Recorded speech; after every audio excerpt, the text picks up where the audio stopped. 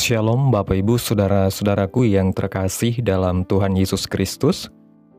Selamat pagi, salam sejahtera untuk kita semua, dimanapun saudara-saudara berada. Selamat datang kembali di Renungan Kristen pagi hari ini.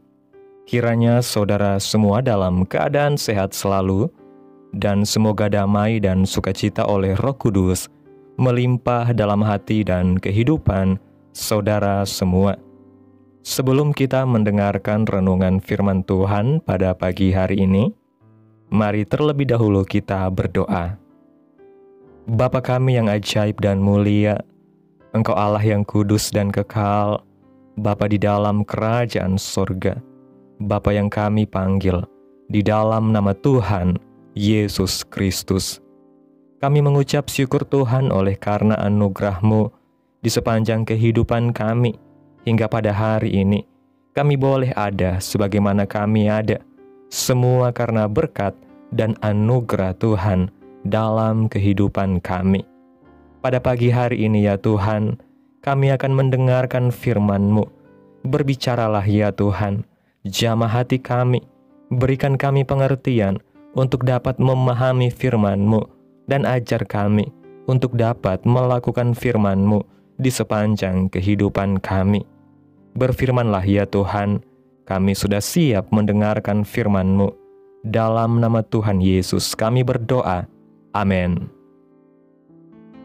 Bapak Ibu Saudaraku yang terkasih, ayat renungan kita pada pagi hari ini terdapat dalam Injil Matius pasal 24 ayat 13 yang berkata demikian.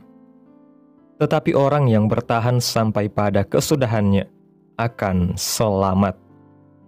Bapak Ibu Saudaraku yang diberkati Tuhan, bertahan adalah sikap dan kualitas hidup yang menggambarkan kemampuan untuk tetap memegang dan mengerjakan apa yang harus diselesaikan, walaupun ada banyak tantangan yang harus dihadapi. Bertahan adalah sikap untuk terus mau berjuang, walaupun berjumpa dengan kegagalan, dan mau untuk bangkit dan tidak menyerah. Dengan kata lain, bertahan adalah terus ada melewati waktu biasanya. Melanjutkan melakukan sesuatu dengan cara yang ditentukan, tetapi seringkali tidak masuk akal. Terus melakukan sesuatu dengan cara yang ditentukan, bahkan ketika menghadapi kesulitan atau pertentangan. Belajar dari pengalaman Musa, dalam kitab Ibrani pasal 11 ayat 27 mengatakan, karena iman, maka ia telah meninggalkan Mesir dengan tidak takut akan murka raja. Ia bertahan sama seperti ia melihat apa yang tidak kelihatan. Ada 2 kali Musa meninggalkan Mesir, ketika dia lari setelah membunuh orang Mesir, dan yang kedua adalah ketika bersama dengan bangsa Israel keluar dari Mesir. Ayat ini berbicara mengenai kepergiannya yang pertama.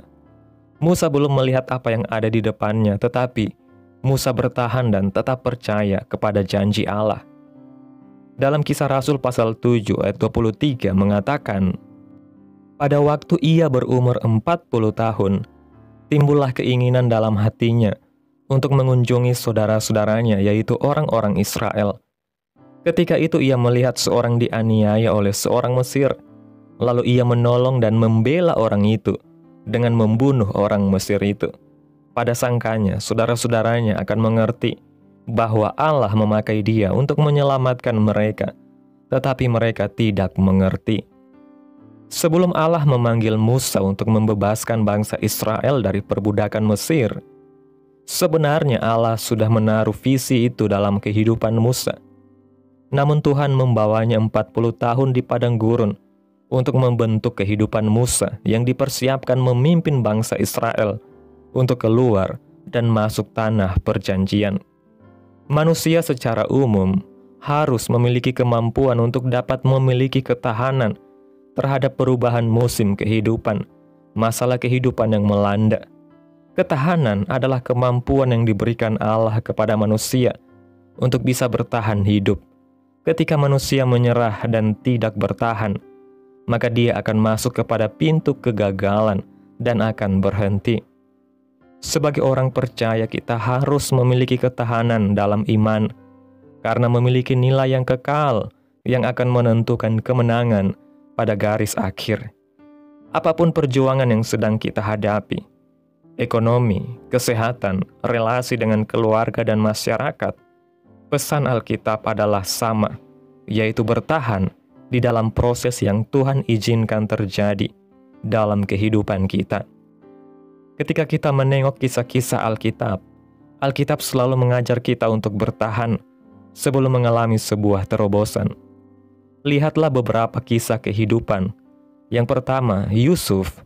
Dia memelihara bangsa yang besar ketika dia harus dibuang, dijual, difitnah, dipenjara, dan Tuhan mengangkatnya menjadi orang penting di Mesir. Yang kedua ada Yosua. Dia mengalami kemenangan ketika harus taat kepada perintah Tuhan. Dia bertahan dalam ketaatan. Yang ketiga ada Ayub. Dia mengalami pemulihan dalam ujian kehilangan dan kesehatannya. Ayub bertahan untuk tetap percaya kepada Allah. Yang berikutnya yaitu para murid. Mereka menerima janji. Para murid tetap bertahan untuk terus berdoa dan berharap untuk diperlengkapi Allah melalui karya Roh Kudus. Musuh utama dari bertahan adalah ketika lelah dan menyerah. Jangan lepaskan iman dan pengharapan kita ketika harus bertahan. Alasan untuk kita bertahan adalah karena ada Tuhan yang selalu menyertai kehidupan kita.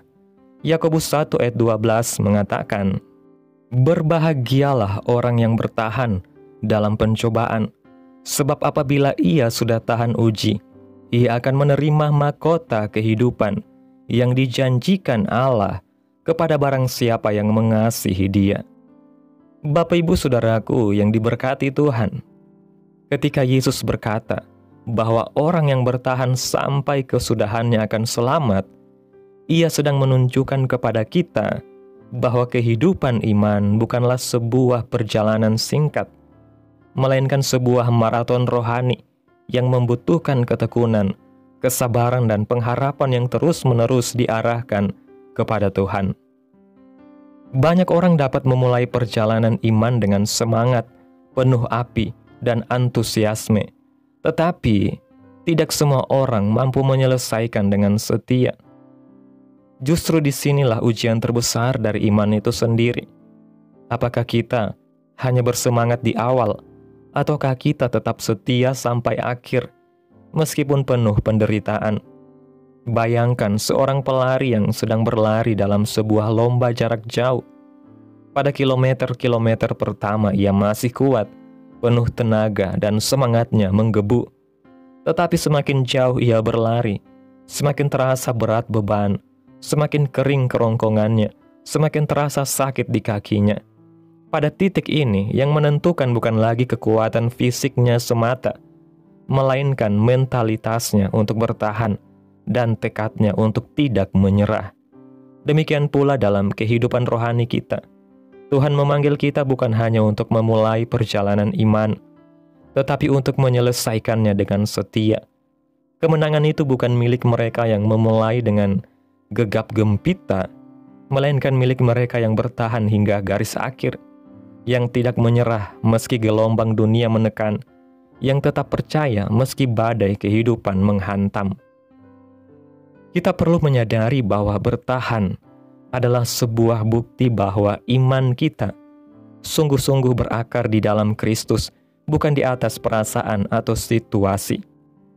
Jika iman kita hanya dibangun di atas kenyamanan dan berkat, maka ketika tantangan datang, iman itu akan mudah goyah. Tetapi jika iman kita bertumpu pada pribadi Yesus yang tidak berubah, maka sekalipun dunia terbalik dan kehidupan terasa runtuh, kita tetap bisa berkata seperti Ayub, "Sekalipun ia membunuh aku, namun aku akan berharap kepadanya." Musa bertahan karena ia melihat yang tidak kelihatan. Yusuf bertahan dalam penjara karena ia percaya bahwa janji Allah lebih besar daripada fitnah manusia. Daud bertahan dikejar-kejar Saul karena ia tahu waktunya ada di tangan Tuhan. Dan para rasul bertahan menghadapi penganiayaan karena mereka telah melihat kemuliaan Kristus yang bangkit. Bertahan bukanlah tanda kelemahan, tetapi tanda kekuatan sejati yang hanya lahir dari ketergantungan kepada Allah. Dunia mungkin melihat orang yang bertahan sebagai orang bodoh yang tidak tahu menyerah, tetapi di mata Allah mereka adalah pahlawan iman yang sedang dipersiapkan untuk menerima mahkota kehidupan yang dijanjikan bagi mereka yang mengasihi Dia. Bertahan berarti terus maju meski lambat, tetap setia meski terluka, dan tidak berhenti meski langkah kaki terasa tertatih-tatih. Bapak Ibu Saudaraku yang diberkati Tuhan, kita dipanggil untuk bertahan karena ada pengharapan yang jauh lebih besar daripada penderitaan yang kita alami sekarang. Paulus menuliskan dalam Roma pasal 8 ayat 18, dia mengatakan bahwa sebab aku yakin bahwa penderitaan zaman sekarang ini tidak dapat dibandingkan dengan kemuliaan yang akan dinyatakan kepada kita. Bertahan itu memang berat, bahkan terkadang terasa tidak masuk akal, tetapi upahnya kekal. Dunia mungkin menolak kita, tubuh kita bisa lelah, hati kita bisa terluka. Namun ada satu janji yang tidak pernah gagal. Firman Tuhan mengatakan dalam kitab Wahyu, barang siapa menang, ia akan memperoleh semuanya ini, dan aku akan menjadi Allahnya, dan ia akan menjadi anakku. Dengan kata lain, bertahan sampai akhir bukan hanya sekedar agar kita bisa bertahan hidup di dunia ini, tetapi agar kita boleh memperoleh hidup yang sejati di dalam kekekalan bersama Kristus. Maka jangan biarkan godaan dunia, rasa lelah atau keputusasaan mencuri iman kita. Ingatlah bahwa mahkota kehidupan sudah disediakan.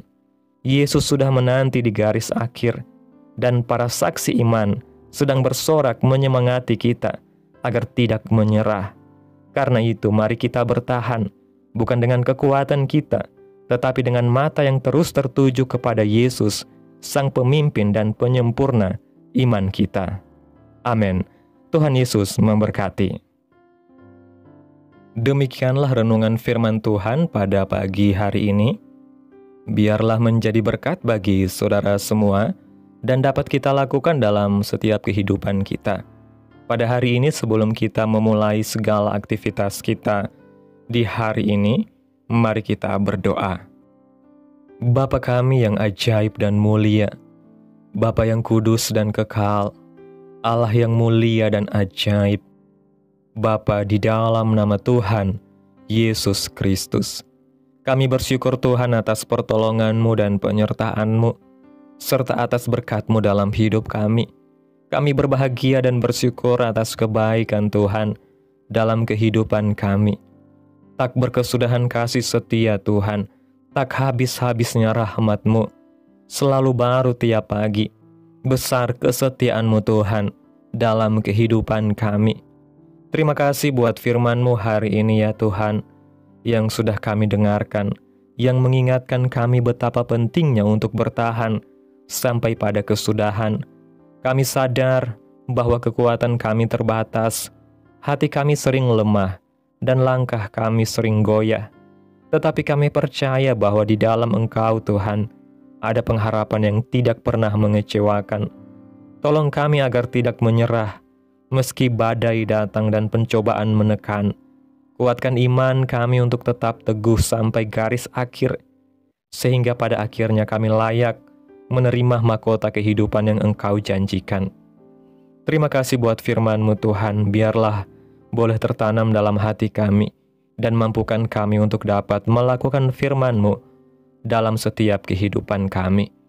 Biarlah perkataan firman-Mu terus menyegarkan jiwa kami, menghidupkan hati yang lemah dan lesu, dan membangkitkan harapan dan kasih.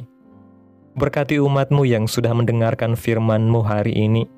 Berkati di setiap saat, tempat dan kondisi hidup mereka agar senantiasa selalu merindukan dan membutuhkan firman Tuhan sebagai pelita kebenaran yang memerdekakan dan penghiburan yang menguatkan. Ajarilah kami bahasa firman-Mu dan bimbinglah kami untuk selalu hidup sesuai kehendak-Mu, agar kami selalu dekat kepadamu. Terima kasih Tuhan Yesus buat kesempatan hidup yang masih Engkau berikan. Kami mau pakai untuk hormat dan kemuliaan bagi nama Tuhan. Segala pergumulan dan persoalan hidup kami hanya serahkan di dalam tangan Tuhan. Engkau yang akan menyelesaikannya bagi kami. Kami hanya berharap kepadamu. Hamba berdoa ya Tuhan, buat umat-umat-Mu yang sudah mendengarkan renungan firman Tuhan pada pagi hari ini, yang saat ini sedang mengalami sakit penyakit, pergumulan masalah, kebutuhan ekonomi. Kiranya Tuhan jamah kehidupan umat-umat-Mu, sembuhkan sakit penyakit mereka, pulihkan keadaan umat-umat-Mu, memberkati perekonomian mereka ya Bapa, serta berikan jalan keluar dalam setiap pergumulan masalah yang umat-umat-Mu sedang hadapi. Dan ajarlah kami Tuhan, untuk selalu berharap dan percaya sepenuhnya hanya kepada Tuhan Yesus. Kiranya Tuhan Yesus terus memberkati kehidupan kami, keluarga kami, sanak saudara kami, daerah tempat tinggal kami, bangsa dan negara kami, pemerintah kami. Biarlah semuanya dalam perlindungan-Mu ya Tuhan, dan jadilah sesuai kehendak-Mu yang terbaik dalam kehidupan kami. Pada hari ini Tuhan, kami anak-anak-Mu akan melakukan berbagai aktivitas. Kami akan bekerja dan menjalankan tanggung jawab kami. Kiranya Tuhan yang mampukan. Kami serahkan seluruh rencana dan agenda hari ini ke dalam tangan Tuhan, biar Tuhan yang berkarya, dan biarkan semua rencana sesuai dengan kehendak-Mu. Tutup bungkus kami oleh kuasa darah-Mu Tuhan. Hindarkan kami dari segala kecelakaan, mara bahaya, sakit penyakit, orang-orang jahat, kuasa-kuasa kegelapan, iblis, bencana-bencana alam, hal-hal yang tidak kami inginkan. Tuhan singkirkan, Tuhan jauhkan, Tuhan hancurkan hanya di dalam nama Yesus.